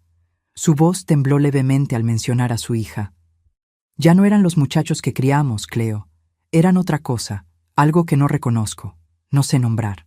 Me quedé en silencio, las emociones tan contradictorias dentro de mí que no sabía cuál expresar primero. Había rabia, sí, pero también comprensión. Había horror por lo que él había hecho, pero también, Dios me perdone, una especie de alivio sombrío por saber que aquellos hombres en que mis hijos se habían transformado nunca más podrían lastimar a nadie. ¿Me odias?, preguntó finalmente, pareciendo más pequeño, más frágil de lo que jamás lo había visto. No, respondí honestamente. No sé lo que siento, pero odio no es una de esas cosas. Aquella noche dormimos en cuartos separados por primera vez desde el matrimonio. No por rabia o rencor, sino porque ambos necesitábamos espacio para procesar, para entender lo que aquella revelación significaba para nosotros, para nuestro matrimonio, para nuestro futuro. Por la mañana, encontré a Armando sentado en el pequeño porche de nuestra casa alquilada, observando el amanecer. Parecía no haber dormido nada, igual que yo. ¿Qué hacemos ahora?, pregunté, sentándome a su lado. Lo que tú quieras, respondió. Si quieres que me vaya, entenderé. Si quieres denunciarme a la policía por lo que hice, también lo aceptaré.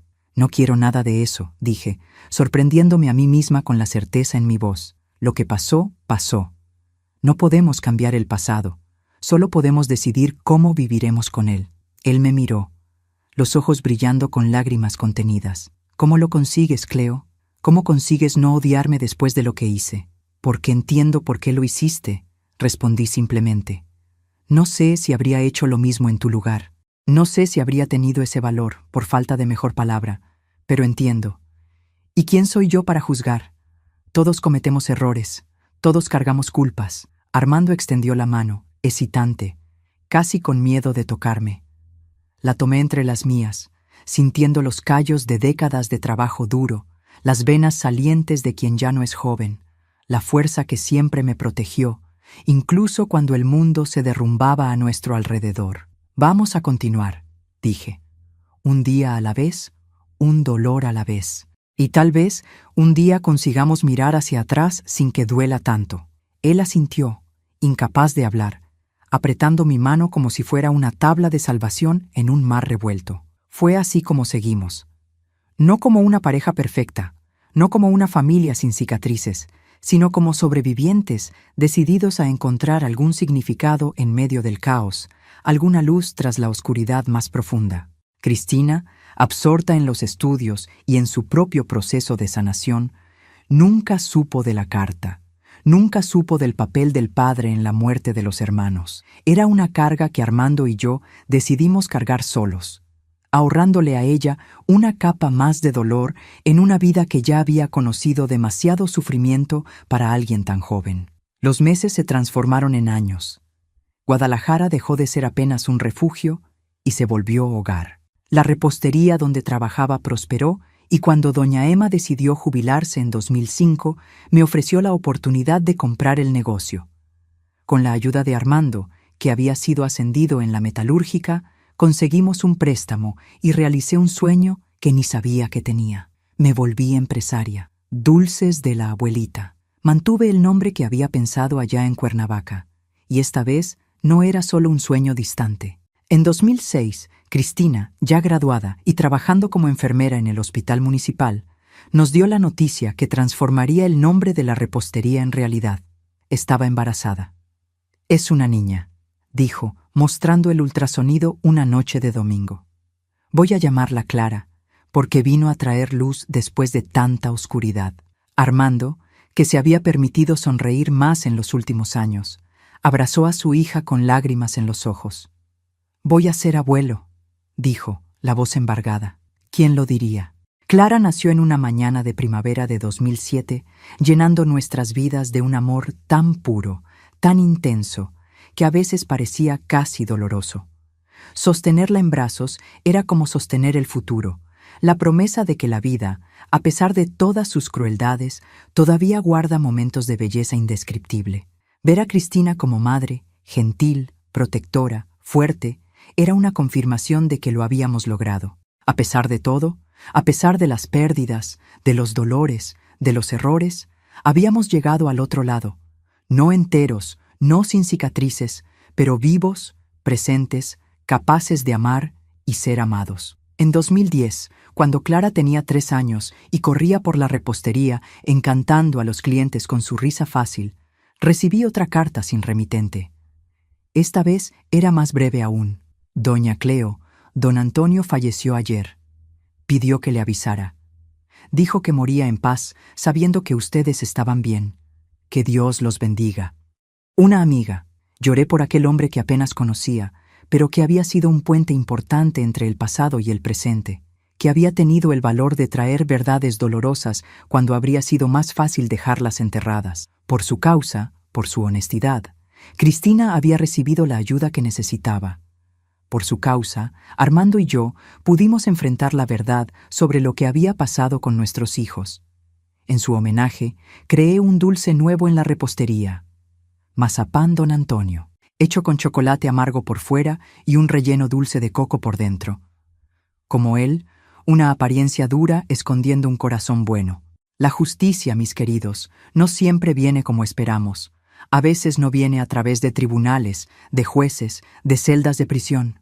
A veces viene en forma de pequeños momentos de redención, de oportunidades de recomienzo, de encuentros inesperados que cambian el rumbo de nuestra historia.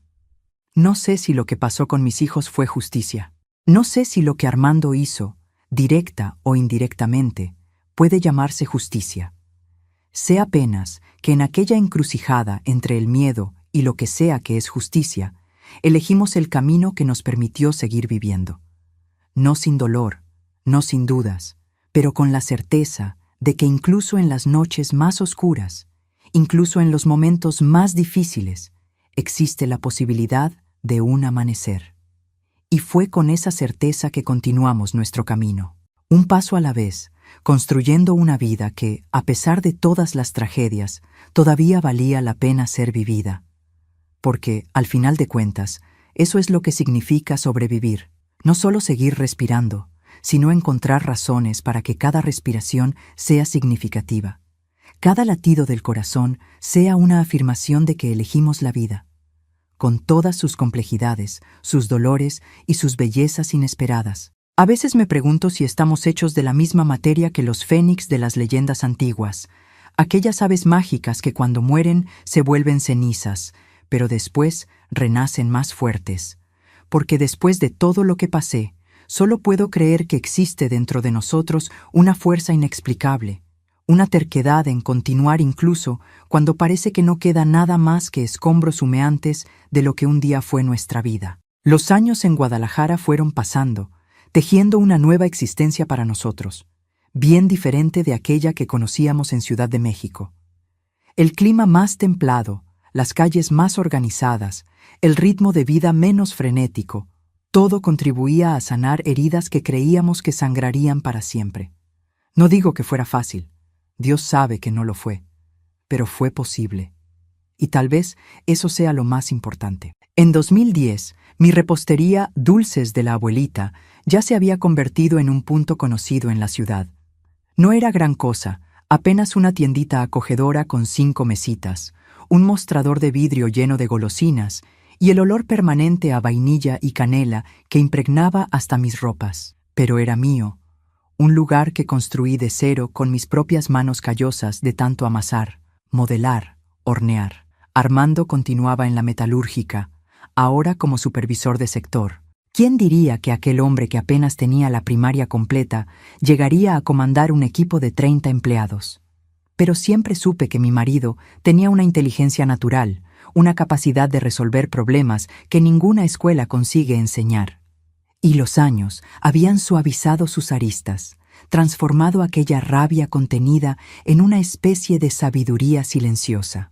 Cristina, nuestra niña que de niña ya no tenía nada, con sus 26 años, se convirtió en una enfermera respetada en el hospital municipal. Se especializó en pediatría y tenía un modo especial con los niños que hacía que hasta los pequeños más reacios se abrieran a ella.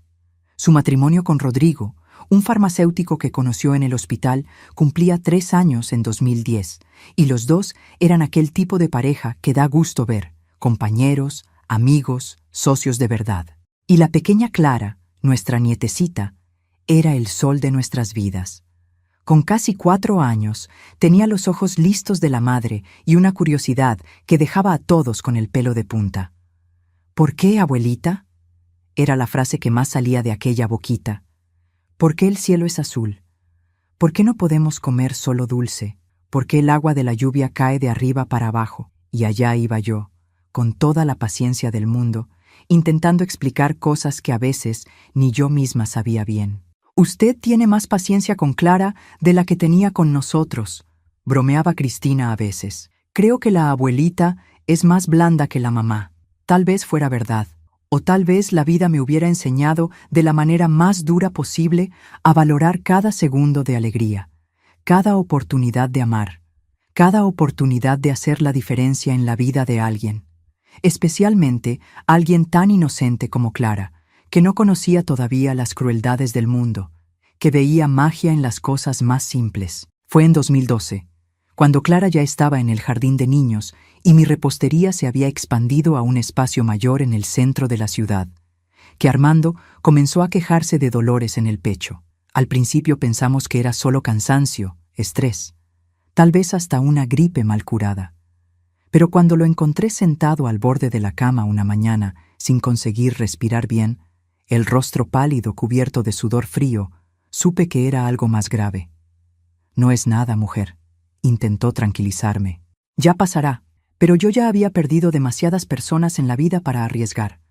Con la ayuda de Cristina, que gracias a Dios entendía de estas cosas, llevamos a Armando al hospital.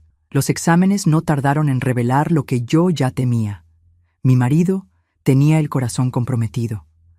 Años de trabajo pesado, estrés constante y, quién sabe, las culpas que cargaba en silencio habían cobrado su precio. «Va a necesitar una cirugía», explicó el médico. «La arteria principal está casi completamente obstruida. Es un milagro que todavía no haya tenido un infarto». Milagro. Una palabra extraña para describir nuestra vida después de todo lo que pasamos. Pero tal vez fuera exactamente eso. Una serie de pequeños y grandes milagros que nos permitieron llegar hasta allí, sobrevivir, reconstruir algo a partir de las cenizas de lo que habíamos perdido. Los días que precedieron a la cirugía fueron una prueba de fe. Armando, siempre tan fuerte, parecía haber envejecido 10 años de repente. Se sentaba en el porche de casa por horas, mirando al horizonte, como si estuviera despidiéndose. Una noche lo encontré llorando solo en el cuarto, algo que nunca había visto en casi 40 años de matrimonio. «¿Qué pasa, viejo?», pregunté, sentándome a su lado en la cama. «¿Tienes miedo de la cirugía?» El médico dijo que las probabilidades son buenas. Él sacudió la cabeza, secándose las lágrimas con el dorso de las manos callosas. «No es eso, Cleo. Es que, si muero, quería saber si me perdonas, por todo». Sabía exactamente a qué todo se refería.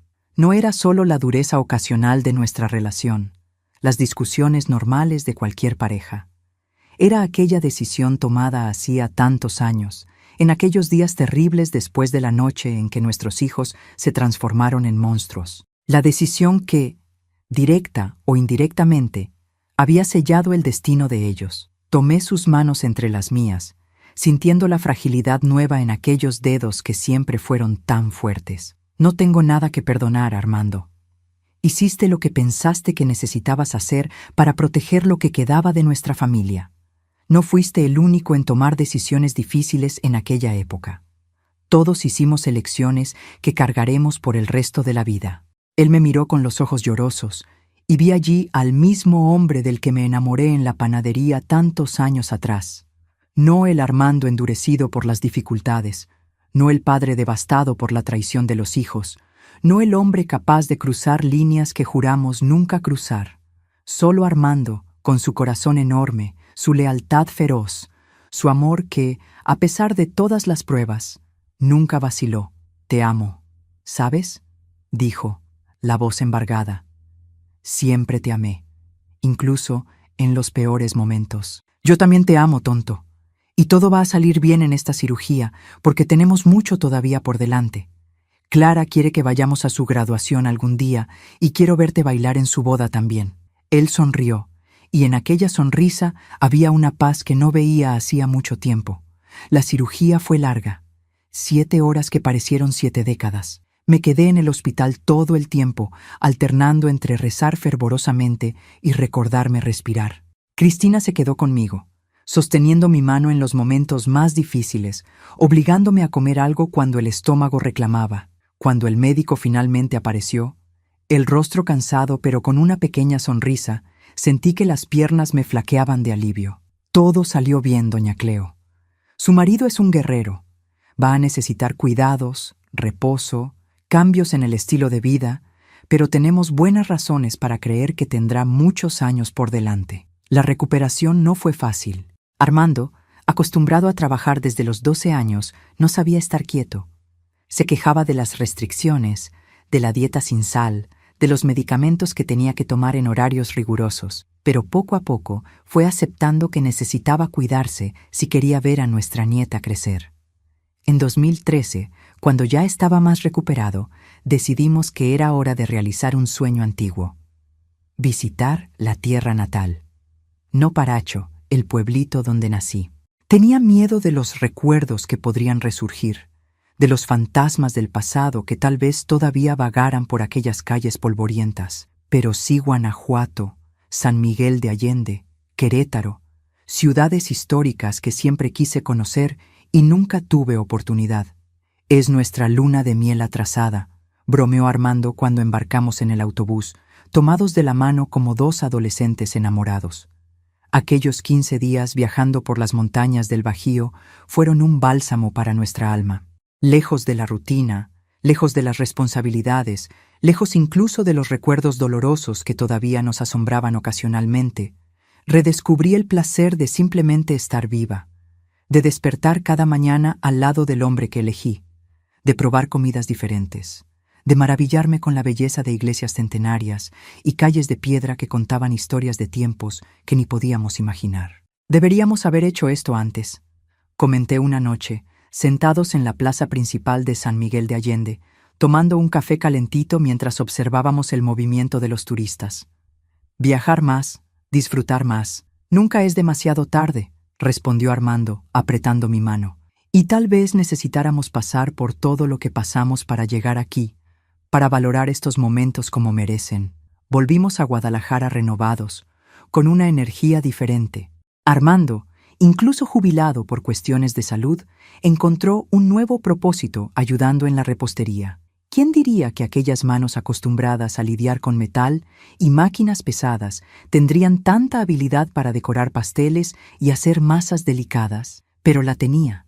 Y más que eso, adoraba el contacto con los clientes, contar historias a los niños que entraban con ojos abiertos ante tantas golosinas. En 2015, cuando Clara ya tenía 8 años, recibimos la noticia que completaría nuestra familia. Cristina estaba embarazada nuevamente, esta vez de un niño. Vamos a llamarlo Gabriel, anunció Cristina durante una comida de domingo, porque es el nombre de un ángel protector. Sentí un apretón en el pecho al oír el nombre. No por ser el nombre de un ángel, sino porque inevitablemente me recordaba a los otros hijos, aquellos que había perdido de maneras tan diferentes, tan dolorosas. ¿Serían ellos ángeles ahora? ¿Habrían encontrado paz, redención, perdón en lo que sea que exista más allá de esta vida? Me gustaba pensar que sí. Necesitaba creer eso para seguir adelante. Gabriel nació en una madrugada lluviosa de abril de 2016, llenando una vez más nuestros corazones de aquella alegría incontenible que solo un bebé consigue traer. Clara, ahora una hermana mayor orgullosa, asumió con seriedad la tarea de proteger y enseñar al hermanito. «Voy a cuidarlo, abuelita», me dijo con la sabiduría de sus 9 años. «Igual que usted cuida de todos nosotros». Aquellas palabras simples me emocionaron más de lo que ella podría comprender, porque durante tantos años sentí que había fallado como cuidadora, como madre, como esposa, como persona responsable de mantener a una familia unida, segura, feliz. Oír a mi nieta decir que yo cuidaba de todos era como recibir una absolución que no sabía que necesitaba. En 2018, cuando Gabriel ya tenía 2 años y era un torbellino de energía, y Clara con 11, se convertía en una preadolescente llena de ideas y sueños, Armando y yo celebramos 45 años de matrimonio. No queríamos fiesta grande, pero Cristina insistió en hacer al menos una cena especial. 45 años no es para cualquiera, argumentó. Ustedes merecen celebrar. Después de todo. 3 palabras que cargaban el peso de una historia que nuestra hija conocía solo en parte. Ella sabía de las dificultades financieras, sabía de la huida de la colonia, sabía que sus hermanos habían seguido un camino equivocado y acabaron muertos, pero nunca supo los detalles más sombríos, las decisiones más difíciles, el precio completo que pagamos por aquella nueva oportunidad. Y tal vez fuera mejor así. Tal vez ciertas cargas deban ser llevadas solo por aquellos que estuvieron allí cuando las elecciones fueron hechas, cuando los caminos se dividieron irremediablemente, cuando el destino mostró su cara más cruel. La celebración fue íntima. Solo nosotros, Cristina, Rodrigo y los niños, en un restaurante acogedor a orillas del río que corta Guadalajara. Armando, siempre tan reservado, sorprendió a todos haciendo un brindis emocionado. «A mi Cleo», dijo, levantando la copa de vino, solo una, permitida por el médico para la ocasión especial. La mujer más fuerte que jamás conocí, que me enseñó que el amor verdadero no está hecho solo de momentos bonitos, sino principalmente de quedarse juntos en los momentos imposibles. «Te amo, vieja. Gracias por estos 45 años». No conseguí responder. La emoción formaba un nudo en mi garganta. Apenas apreté su mano sobre la mesa, nuestros dedos entrelazados contando una historia que las palabras jamás podrían expresar completamente. En los años siguientes, nuestra vida entró en un ritmo tranquilo, casi como si el universo finalmente hubiera decidido que ya habíamos pasado por pruebas suficientes. La repostería prosperaba, ahora administrada principalmente por una pareja joven que contraté, permitiéndome trabajar solo algunas horas por día, más por placer que por necesidad. Armando, con la salud estabilizada gracias a los cuidados constantes, se dedicaba al pequeño jardín que cultivaba en el fondo de casa y a las clases de carpintería que comenzó a frecuentar en un centro comunitario. Cristina continuaba creciendo profesionalmente, ahora como enfermera jefe de pediatría, respetada por colegas y adorada por los pequeños pacientes. Rodrigo abrió su propia farmacia, un sueño antiguo que consiguió realizar después de años de economía disciplinada. Clara y Gabriel crecían sanos, inteligentes, rodeados por un amor que hacíamos cuestión de demostrar todos los días, de todas las formas posibles. En 2020, cuando la pandemia llegó trayendo miedo e incertidumbre al mundo entero, nuestra familia enfrentó una prueba más con la resiliencia que aprendimos a cultivar a lo largo de los años. Cerramos temporalmente la repostería, adaptamos la casa para recibir a los niños que no podían ir a la escuela, apoyamos a Cristina que trabajaba en la primera línea del hospital, exhaustos, pero determinados. Fue un tiempo difícil, que trajo a la superficie miedos antiguos que juzgaba superados. El miedo de perder a personas amadas, el miedo a lo desconocido, el miedo a un futuro incierto. Pero también fue un tiempo de reflexión, de reconexión, de redescubrimiento de la fuerza que existe en la simplicidad, en el afecto, en los pequeños momentos compartidos. Y aquí estoy, en 2025, a los 72 años, sentada en el porche de mi casa en Guadalajara, mirando el jardín que Armando cultiva con tanto cariño, sintiendo el olor a pan de elote que se hornea en el horno, oyendo a lo lejos las risas de Clara, ahora una adolescente de 18 años a punto de entrar en la universidad, y Gabriel, un muchachito listo de 9 años obsesionado con dinosaurios e historias de aventuras. La vida, mis queridos que me están viendo, no es un camino recto. Es una carretera llena de curvas inesperadas, de baches profundos, de encrucijadas que exigen decisiones imposibles. A veces nos perdemos en esa carretera. A veces el peso del equipaje que cargamos parece demasiado grande para soportar. A veces la tormenta es tan fuerte que no conseguimos ver ni siquiera un paso adelante. Pero si hay algo que aprendí en estos 72 años de existencia, es que siempre existe la posibilidad de recomenzar, de transformar dolor en fuerza, cicatrices en sabiduría, finales en nuevos comienzos, de encontrar, incluso en los momentos más sombríos, una razón para continuar, un propósito, una luz por pequeña que sea. Mi historia no es bonita, no es perfecta, no es el tipo de cuento de hadas que nos gustaría contar a nuestros nietos antes de dormir. Es una historia real, con partes que todavía duelen al recordar, con elecciones que todavía pesan en la conciencia, con pérdidas que nunca serán completamente superadas. Pero es también una historia de amor que sobrevivió a lo impensable, de valentía para enfrentar lo imposible, de fe cuando todo indicaba que no había más esperanza. Es la historia de una familia quebrada que encontró una manera de reconstruirse. No con las mismas piezas, no de la misma forma, pero de un modo nuevo, diferente, tal vez hasta más fuerte por causa de las grietas. Entonces, si estás viendo esto y pasando por algún momento difícil, si sientes que tu vida se derrumbó y no hay cómo juntar los pedazos, si crees que algunas heridas son demasiado profundas para cicatrizar, quiero que sepas, hay vida después de la tragedia. Hay alegría después del dolor más desgarrador. Hay amor esperando ser encontrado, ser dado, ser recibido, incluso cuando todo parece perdido. No estoy diciendo que sea fácil. Dios sabe que no lo es. Estoy diciendo que es posible. Y a veces, saber que es posible es todo lo que necesitamos para dar el siguiente paso. Y después, el siguiente. Y el siguiente. Hasta percibir que estamos caminando nuevamente, que estamos vivos, que todavía tenemos una historia que contar. Antes de terminar este video, quería agradecerles a todos ustedes que acompañaron mi relato hasta aquí. Si mi historia tocó su corazón de alguna forma, si trajo algún consuelo o esperanza a su vida, les pido que dejen su like, se suscriban al canal y compartan con alguien que tal vez necesite oír que los recomienzos son posibles. Cuéntenme en los comentarios desde dónde están viendo, de qué ciudad, estado o hasta país. Esta abuelita se pone muy feliz al saber que su voz está alcanzando corazones en lugares que tal vez nunca tenga la oportunidad de visitar personalmente. Un abrazo apretado de esta señora que aprendió de la manera más difícil que reconstruir la vida de las cenizas no es solo posible, a veces es la única opción que tenemos. Y que en esa reconstrucción podemos descubrir una versión de nosotros mismos que ni sabíamos que existía. Más fuerte, más sabia, más capaz de amar verdaderamente. A pesar de todo, a pesar del dolor, a pesar de las cicatrices que cargamos para siempre.